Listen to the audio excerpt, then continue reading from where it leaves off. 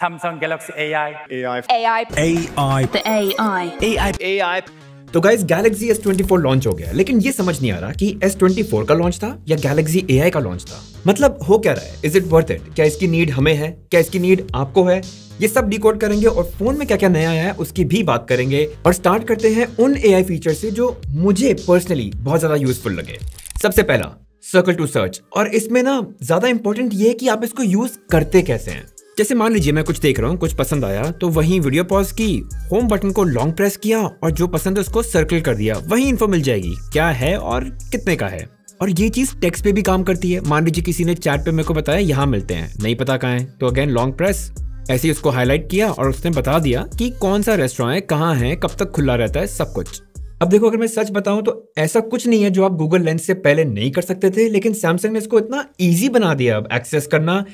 That is actually good. दूसरा, कोई भी वीडियो जो अपने S24 अल्ट्रा से शूट किया है उसको लॉन्ग प्रेस कीजिए और वो स्लो मो में कन्वर्ट हो जाएगी, और आप फोन में उसको एडिट करके एक्सपोर्ट भी कर सकते हैं एज अ सेपरेट वीडियो। और वैसे काफी अच्छा लगता है, बट हाँ 100% एक्यूरेट नहीं है। देखो यार, है तो AI ही ना जो उसको स्लो डाउन कर रहा है बाय 4 टाइम्स, लेकिन AI है तो थोड़े टाइम में ये बेटर भी होगा। So let's wait. अगला, आपके पिक्चर में कोई भी सब्जेक्ट या ऑब्जेक्ट को आप सिलेक्ट करके मूव कर सकते हैं कहीं और बाकी जो जगह है उसको अपने आप वो फिल कर देगा। और सिर्फ मूव ही नहीं, आप उसको रीसाइज भी कर सकते हैं और कंप्लीटली इरेज भी कर सकते हैं, आपको पता भी नहीं चलेगा कि वहां पे कुछ था भी या नहीं। और मान लीजिए कोई इमेज अपने लिए वो टेढ़ी है, उसको आपने सीधा किया और बाकी इन्फॉर्मेशन तो नहीं होगी, लेकिन AI के थ्रू उसको फिल कर देगा। और जो भी इमेज आप AI के थ्रू जनरेट करेंगे उसमें ये Galaxy AI का वाटरमार्क आ जाएगा और मेटा डेटा में भी इन्फो होगी। अगला है ब्राउजिंग असिस्ट, और इससे ये होता है कि आप मान लीजिए इंटरनेट ब्राउजर पे कोई आर्टिकल पढ़ रहे हैं, बहुत लंबा है, बस ये AI का बटन दबाया, समराइज किया और एक क्रिस्प डिटेल समरी आ जाती है। अगर आपको डिटेल चाहिए वो भी मिल जाएगा, और तो और आप इस समरी को ट्रांसलेट भी कर पाएंगे अपने लैंग्वेज में। अब गाइस, ये तो कुछ फीचर्स थे जो मुझे पर्सनली बहुत यूजफुल लगे, लेकिन ऐसे और बहुत फीचर्स हैं जो किसी ना किसी के तो काम आएंगे। जैसे सैमसंग नोट्स में आपने एस पेन से कुछ लिखा, एक क्लिक में उसको आप सीधा कर पाएंगे। आपके सारे नोट्स के कवर्स ऑटो जनरेट कर सकता है जिससे वो और ऑर्गेनाइज लगेंगे। चैट करते वक्त आपको ग्रामर हेल्प भी मिल सकती है, और आपने जो भी लिखा है उसको आपको प्रोफेशनल वे में लिखना है या कैजुअल वे में लिखना है, उसकी हेल्प भी मिलेगी। और आप किसी के साथ भी किसी भी लैंग्वेज में चैट कर पाएंगे क्योंकि ट्रांसलेशन आपको रियल टाइम वहीं दिखेगी। और हाँ, ये सेम चीज इंस्टाग्राम और व्हाट्सएप डीएम्स में भी काम करेगी, और यही सेम चीज आप कॉल पे भी कर सकते हैं रियल टाइम। मान लीजिए आप डिलीवरी बॉय से बात कर रहे हैं, उसको हिंदी आती है और आपको इंग्लिश, तो जब आप इंग्लिश में बोलेंगे उसको हिंदी में सुनेगा, और जब वो हिंदी में बोलेगा तो आपको इंग्लिश में सुनेगा। और ये फीचर अभी 13 लैंग्वेजेस के लिए काम करेगी इंक्लूडिंग हिंदी। अब देखो, ऑब्वियसली Galaxy AI के सारे फीचर्स सबको तो काम नहीं आएंगे, और ऐसा भी नहीं कि Galaxy AI में बस यही फीचर्स रहेंगे, ऐड होते रहेंगे, तो देखना ही पड़ेगा कि आगे होता क्या है। लेकिन अब बात करते हैं कि S24 अल्ट्रा में क्या नया है। सबसे पहली चीज, अब इसका डिजाइन और भी फ्लैट हो गया है, कर्व्ड एजेस बिल्कुल नहीं है, और S23 अल्ट्रा के मुकाबले ये थोड़ा सा चौड़ा भी है। लेकिन इस फ्लैट डिजाइन के कुछ बेनिफिट्स हैं। सबसे पहला, अब आपको स्क्रीन प्रोटेक्टर और टेम्पर्ड ग्लासेस बड़े आराम से मिल जाते हैं।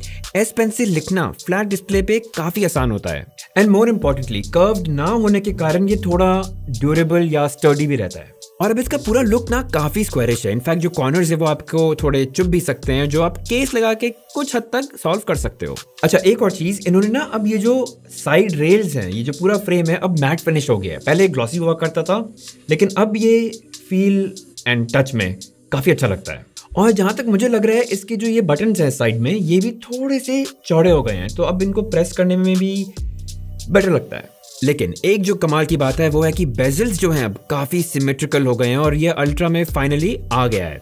हाँ, एक और चीज, मेरे पास तो विनिंग कलर है टाइटेनियम ग्रे, लेकिन और काफी कलर्स हैं और ऑनलाइन एक्सक्लूसिव कलर्स भी है, तो उनको भी आप चेकआउट कीजिएगा। और खैर, ये तो पता ही है हमें कि अब इसका फ्रेम जो है अब एक टाइटेनियम अलॉय का बना है, तो ये पहले से ज्यादा स्ट्रॉन्ग है, और इसका वजन मोर और लेस फिर भी उतना ही है। अच्छा, एक और जो बहुत बड़ा इंप्रूवमेंट है वो ये है कि अब इसकी जो डिस्प्ले प्रोटेक्शन है वो है गोरिल्ला ग्लास आर्मर। मतलब ये अब तक का सबसे टफेस्ट प्रोटेक्शन है, एंड इनफैक्ट ये 4 टाइम्स ज्यादा स्क्रैच रेजिस्टेंस देता है as compared to any competition. तो जैसे होता था ना कि माइनर स्क्रैचेस या स्कफिंग हो जाती थी क्योंकि आप इसको जेब में डालते थे और जेब में हो सकता है आपके पास चाबी है या चेंज है, तो उनका इम्पैक्ट अब काफी कम होगा।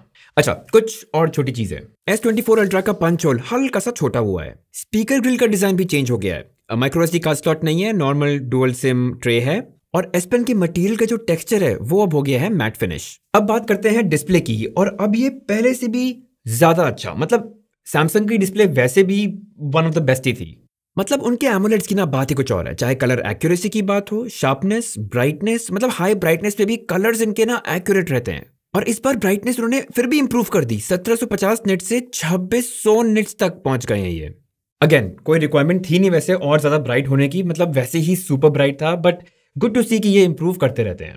अच्छा, बेस, प्लस एंड अल्ट्रा तीनों मॉडल्स में 1 to 120 हर्ट्ज एलटीपीओ पैनल है, पहले सिर्फ अल्ट्रा में था, सो दैट्स अगेन गुड। मतलब यार it's the best display, just take my word for it. Guys अब बात करते हैं कैमरास की, और देखो ऑब्वियसली डिटेल्स में घुसने के लिए मुझे टाइम चाहिए, I will have to dig in really deep, और मैं अपने फुल रिव्यू में डेफिनेटली आपको सारी चीजें बताऊंगा। लेकिन कुछ कंसर्न्स हैं आपके दिमाग में भी होंगे, और आई थिंक मुझे वो एड्रेस करने चाहिए। देखो हमें ये पता है कि उन्होंने 10 मेगापिक्सल 10x जूम को स्वैप करके 50 मेगापिक्सल 5x जूम लेंस दे दिया है। अब आपको लगेगा कि ये तो डाउनग्रेड है, एक्चुअली नो, क्योंकि गाइज आपको अब 10 मेगापिक्सल की जगह 50 मेगापिक्सल का लेंस मिल रहा है, एंड अब गैलेक्सी AI भी है जो एक मल्टी फ्रेम प्रोसेसिंग लगाता है, और सैंपल्स आपके सामने, आप खुद देख लीजिए जूम लेवल्स जो मैंने लिए हैं S23 ultra and S24 ultra से, क्वालिटी इज बेटर। अच्छा, दूसरी चीज, इन्होंने 4K में 120 FPS का ऑप्शन दे दिया है प्रो वीडियो मोड में। इसका मतलब आपको अब 4K में स्लो मोशन फुटेज मिलेगी, जैसे कि आप देख सकते हैं। दूसरा, एंड्रॉइड यूजर्स को जनरली कंप्लेंट रहती है कि सोशल मीडिया एप्स कैमरा के नेटिव कैपेबिलिटीज को ज्यादा यूज नहीं कर पाते हैं, लेकिन इस बार सैमसंग ने अपने इवेंट में कहा है कि उन्होंने इस चीज पे काम किया है। ऑब्वियसली इसको हमें टेस्ट करना पड़ेगा, फुल रिव्यू में डालेंगे, लेकिन इंपॉर्टेंट बात, उन्होंने कुछ तो किया इस बार। और तीसरा, शटर लैग भी फिक्स हो गया, मतलब अगर आप शटर की को फटाफट दबाएंगे तो पिक्चर्स ज्यादा फास्ट होंगी, और इनफैक्ट सेटिंग्स में जाके इसको आप और भी तेज कर पाएंगे for a very slight compromise in quality. लेकिन इन सब को छोड़ के कैमरा हार्डवेयर सेम है, 12 megapixel ultra wide, 200 megapixel primary, नया 50 मेगापिक्सल का 5x जूम एंड पुराना 10 मेगापिक्सल का 3x जूम।